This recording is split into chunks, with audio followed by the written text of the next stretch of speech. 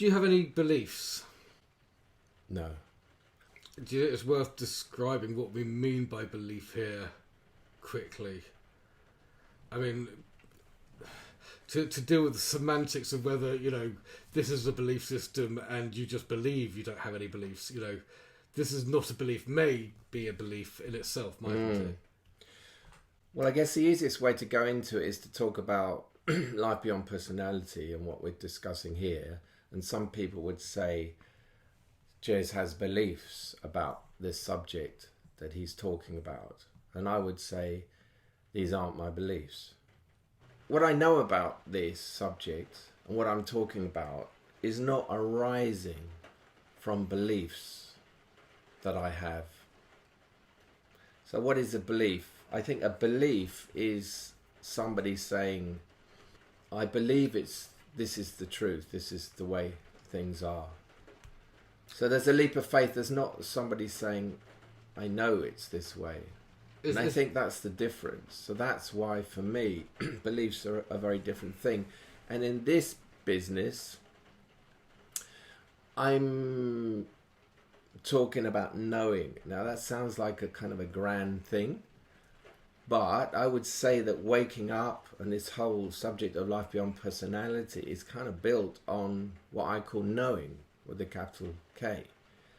Now, what that knowing is, where it comes from, how it arises, is for me all part of the big mystery. So I don't have a belief that there is a God up there, or that there is a kind of some sort of a brotherhood implanting or placing or allowing that knowing to open in this brain or this system. So I don't, that would be a belief for me. But the knowing bit, the knowledge of what this is not a belief either, because that is just something that is known from my own experience. So I think the difference is, if you say, I believe Timbuktu is like this, it's a belief until you go to Timbuktu. If you've been to Timbuktu, you can say, Timbuktu is like this. I've touched the earth. I've spoken to the people. I know what Timbuktu is like from my experience. So for me, that's like a big difference. Religion deals with belief. Religion deals with, I believe there's somebody up there looking out for me, or if I do this, they will treat me well, or I will have good karma, or whatever you believe in. Those are all beliefs. That's something very different from knowing. I was just looking at something. Remember I said how finding explanations for things is one of the earliest... Finding explanations for things is one of the earliest skills we develop as humans, or we show.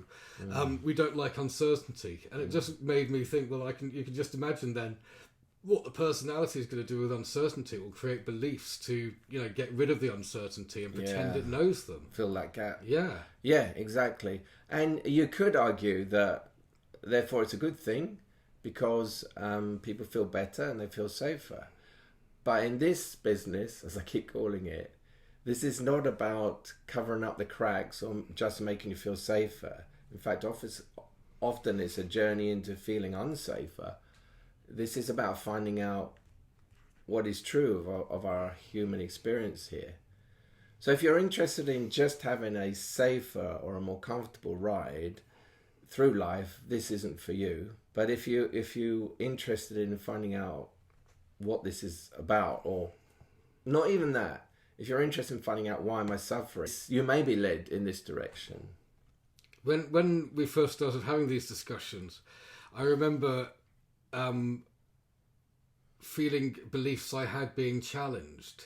So I had some new agey beliefs. I mean, one of them was that rather than some sort of sky god coming down and waving a magic wand and making everything okay, humanity would evolve and we'd all, evolve into better people and the world would be great. It was challenging though, this hope in a better world, kept me going, sustained my personality. So I can understand why, this is not for most people, I mean, the sometimes architecture or machinery that can help personalities get through the darkest time is based in hopes and beliefs and all that. Yeah. You know, when you said, you know, you didn't share those beliefs, you know, or most of them, or well, you don't have beliefs. You know, because I trusted you and I knew that you were, you know, quite smart about this sort of stuff. But it's like, you know, what do you call it? A whole architecture, a whole structure one has to support you taken away.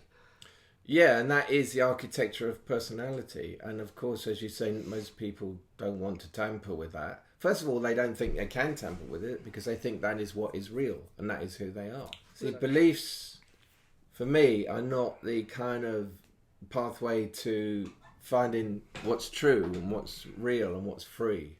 That's why beliefs are kind of not a negative, because as you said, beliefs serve a purpose. But in terms of this, they're kind of defunct. They work against finding this. So they're not the bogeyman, but it's just like you leave something aside if it's not serving you in what you're walking towards. You would abandon it, wouldn't you? Yeah. So that's where beliefs stand in this. Beliefs have to go. Beliefs are clouding your clear vision. Beliefs are what personality, as you say, hangs on to make you feel safe. Who said this is about feeling safe, really? It's so the opposite of what most religions say, isn't it? You know, if you don't have faith, your fault for not having faith. Yeah. You know, this is not happening. Your faith isn't strong enough. Your beliefs are not strong enough. Yeah. You know, you'll get closer to God if you believe, and actually, you know... Yeah, that's how they can control you. I mean, beliefs are also very linked, obviously, with control. You know, you believe a guru is coming from the right place, and you think they're the doorway to nirvana or whatever your idea is of this, and you will go through anything and put up with anything and look away from all sorts of aberrations and things going on because of that belief. So that belief is stopping, you see, life as it is. Here we come to it. There's beliefs and there's life as it is. Beliefs are like a filter that, you know, on the computer you can have this photo in the app to take photos. Instagram put filters on. Yeah, you can put filters. Or masks even, you know, digital masks on your face that move when you move. Right. So in a sense, beliefs act like that. They're like a filter that alter the clear image of what you want to take the photo of or whatever. So they actually obstruct seeing life as it is. So this is where it comes back to me. There's beliefs and there's life as it is. And in this, the pathway to this, or the direction of this is seeing life as it is. I always come back to that phrase. So what would you think if someone said, "Oh yeah, I've seen Jez Alborough stuff. I really believe what he's saying"? Well, I would say please don't find out. That's the difference. Find out for yourself. If you find out for yourself, then you will be in a kind of very different relationship to me than if you believe what I say. If you believe what I say, one day you'll probably drop that belief, and then you'll make me wrong and all of that bullshit. So you're asking people don't believe what you say? Absolutely not. And that's why I guess then this is not a belief system, because, you know, you're saying there are no beliefs, don't believe anything. No, not that there are no beliefs. No, in this teaching, in Life Beyond Personality, or what you're not asking people to believe you, to become believers, to believe anything. What good does that do? That does the opposite. Religion is built on belief, and this is built on no belief. So it's a pathless land. It's totally different, and because of that, there's religion gives you safety, and this takes away that safety, at least at a stage of it. There are people who have experiences beyond personality, and they start amazing belief systems. Yeah. And again, the question is, you know, how do you know you're not there? I mean, I would say, well, you know, because of what we've just said, that you don't want anyone to believe anything, and there are no beliefs involved in this. I'm not creating a belief system.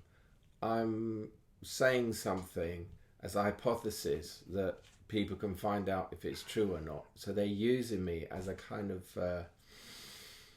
guide, touchstone, a guide. But you know, it's like I'm saying provocative things perhaps, or going into and discussing certain areas which then allow the listener to explore those areas through those concepts and through the things I've said. But always, it's like it's a hypothesis until you've experienced it. But if you have that yearning or that feeling, then you will listen, because it's useful to you to find out until you have that experience. That's how it worked for me when I listened or saw teachers. You know, it's like they know something that I'm interested in, and I'm using what they're saying to help me find my own experience of it. That's surely the true role of a teacher. That's what it's all about. It's not about anything to do with control or domination. It's a gift, it's an invitation that is hopefully well laid out and expressed and done with love and without any coercion or any personality involved. But of course, what you mentioned was when personality does come back in and get involved, and then he gets dragged down into something else which is not about this. Can I ask when you started realising that beliefs were not helpful in this inquiry, and what impact that had on you? I can't think of one thing, but I think I started to see other people having beliefs, and I could see that they weren't about what was true. They were about what they wanted to be true. So that's the difference. And then I guess part of the inquiry is seeing, well, what beliefs do I have? And in a way, you don't even have to do that, because everything gets exposed. In this, everything gets exposed. There's this kind of ripping open of the whole workings of the personality and what you've taken yourself to be. While I was listening to that, something just got a part of my brain thinking about my beliefs about myself. That I have. I mean, sometimes I believe I'm great. Sometimes I believe I'm awful. And either way lead to suffering. If you think you're rubbish, there's just lack of self-love. There's no harmony there. There's no peace in that. If you believe you're great, you might feel great for a while because you're pumped up, but there's going to be a come down from that, and you will be shown that you're not great in the way that belief thinks you are.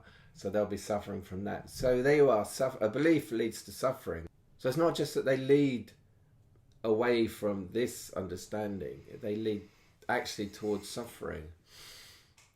If in this life you wake up, you will feel that there is a before and after, and the life is cut into duality, right? Wow. To enter oneness, one sees a duality of what happened in this relative level, and there is a before and after, and this is not the same. It can't be the same. And one provided a lot of stability before that the after doesn't really supply. There's a stability in this in one sense. There's this constancy I talked about. But you don't have, without a belief system which gives you a kind of solid ground to hang on to, there's this falling. And I think some people have described it as this like falling without any landing. Wow. And that is my experience too. So it's almost like something gets acclimatized to living like that.